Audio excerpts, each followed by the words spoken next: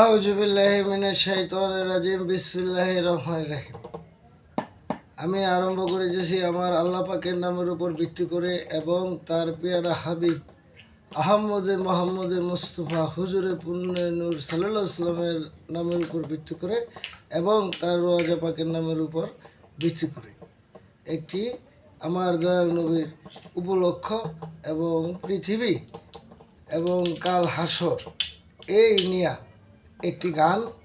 কারণ পৃথিবীতে থেকেও মানুষ হইতে পারলে ওই মানুষে আখেরাতের খবরও সে পায়। এই গানটার ভিতরে এরকম কিছু কথা বলা হচ্ছে।